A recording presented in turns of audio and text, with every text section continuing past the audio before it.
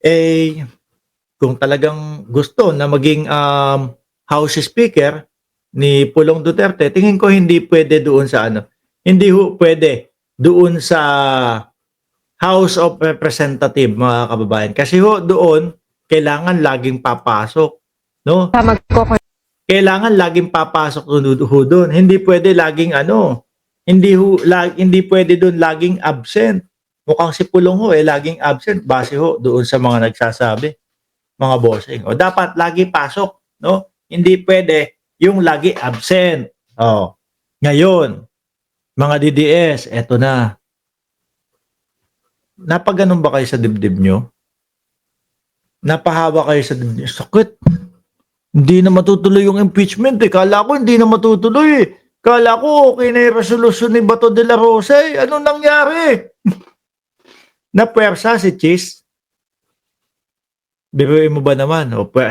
Sabi ni Coco Pimentel at ni Senadora Risa Ontiveros? Nako, panunumpain na namin si Chis Escudero. Hindi pwedeng hindi, no? Isang oras, wala pang isang oras yung kanyang panunumpa. O ayan, mga kababayan. Pakinggan nyo po. Umpisa na ito. Sabi ni Mood Covers, mangiyak-ngiyak si Bato. Totoo ba? Wala akong litratong nakuha nun. Pasa nyo nga sa akin doon sa group. No? Gusto kong makita itsura ni Bato de la Rosa eh. Wala. Nagpagod pa naman siya. Gumawa nung resolution. Nagpagod din. Gumawa ng resolution. Si Binoy. Tapos ayan. Chis Escudero nanumpa na. Kala ko ba handang-handa yung ipinagtatanggol nyo na vice-presidente?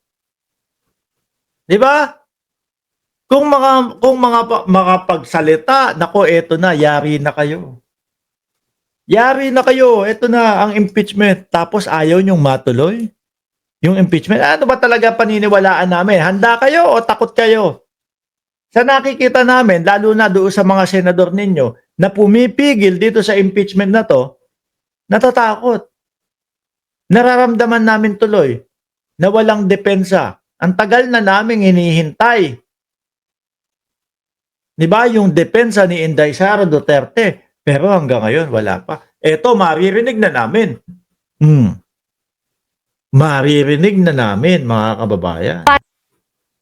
Game! Na si Senate President Francis Escudero bilang presiding officer ng impeachment court para sa paglilitis ni Vice President Sara Duterte. Pero sa Miyerkules pa magko-convene ang Senado bilang impeachment court. Ano ba ngayon? 9, Lunes o Tuesday na dyan sa Pilipinas? 10, 11. O yan, magko-convene na. Malalaman natin ng lahat, mga kababayan. No? Hindi umubra, hindi uubra yung sinasabi nilang hindi pwedeng tumawid from 19th Congress papunta ng 20th Congress. Hindi din yata uubra yung sinasabi ni Robin Padilla at ni Bato de la Rosa. Wala na tayong oras para pag-usapan yan. Sabi ni Edge, no, there is no such as Philippines. No, there is no such thing as West Philippine Sea. Sabi ni Marcoleta, no? Hindi, si Marcoleta busy yun. Huwag niyong si Marcoleta busy. No? Kailangan niyang kailangan niyang magawa yung ipinangako sa atin na pagka 2,000 pesos pababa yung kuryente ay ililibre na. Ayan na, gustong-gusto ko yung mga ganitong yung mga ganitong mga comment bayarang vlogger. Sila nag-impeach niyan. Yung Congress in-impeach si Inday Sara Duterte. Ano naman kinalaman ko dyan sa pag-i-impeach na yan? Ba't naman ako babayaran nila? Si Chis Escudero yung nanumpa dyan. Bakit ako nababayaran dyan? Sinasabi ko lang, ikukwento ko lang sa inyo na nanumpa na si Chis Escudero.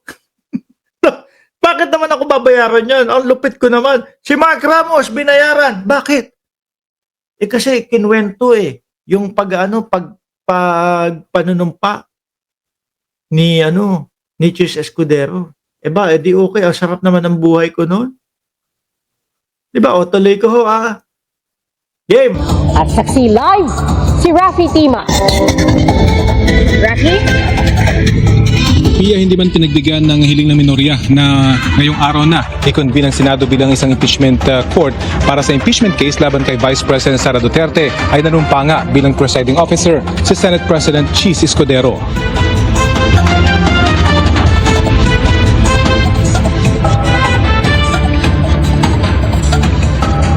Nasa picture hindi natin makita yung panunumpa ni Chis. Bukas naman manunumpa ang iba pang senador bilang mga miyembro Ngayong araw, kasi ganun niya, 'di ba kinwento nga ho, mga bossing, kinwento ho mga kababayan ni Senador Risa Ontiveros kung paano po yung magiging kung paano ho magiging proseso. Una, panunumpain si Chis Escudero. Tapos sumunod, sila naman po ang manunumpa. So ngayong araw, manunumpa naman po yung mga senador na magja-judge.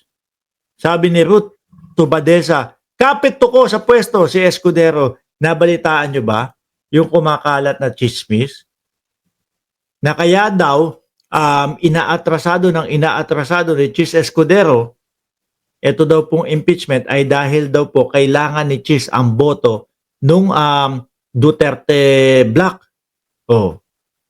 Kaya masyado niyang hinahawakan. Sige. Siyempre, para makuha mo nga naman yung boto nun, kailangan sumunod ka doon sa gusto ng Duterte Black. Ano pa ba ang gusto ng Duterte Black? Harangan ng impeachment. Kasi nga, wala silang maidedepensa. Pero sa Miyerkules pa magko-convene ang Senado bilang impeachment court. Sa Miyerkules din sila magsisimulang magtrabaho kaugnay ng impeachment. Yan na. Naku po, malapit na ang mag-iyakan ng mga DDS. At ito pa ho, mga kababayan.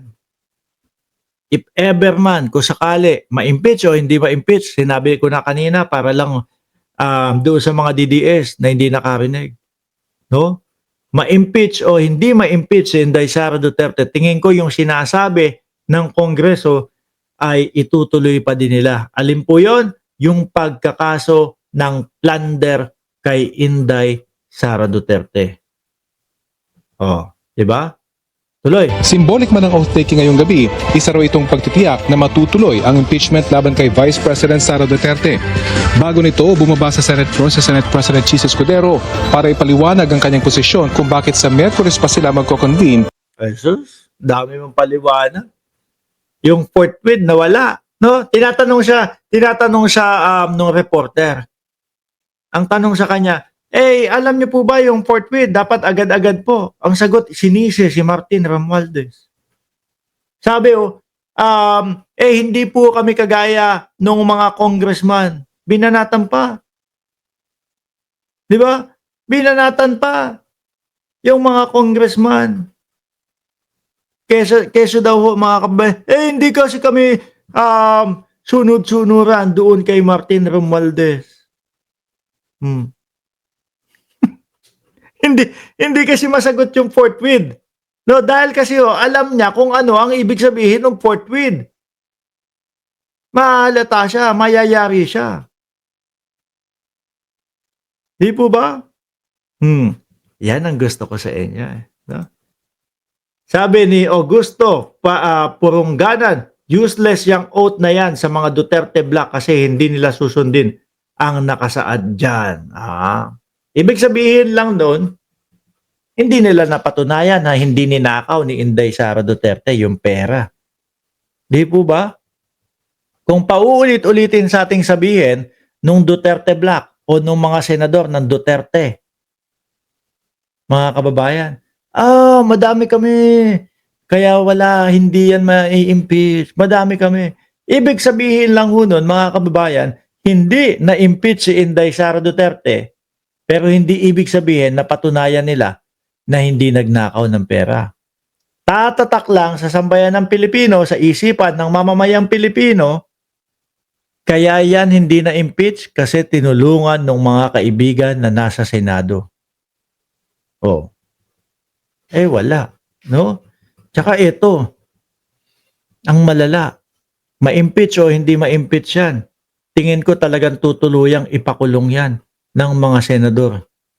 Ng mga kongreso. No? Nung mga nasa Congress, ipapakulong yan. Dahil bakit to? Ano sabi nila? plunder.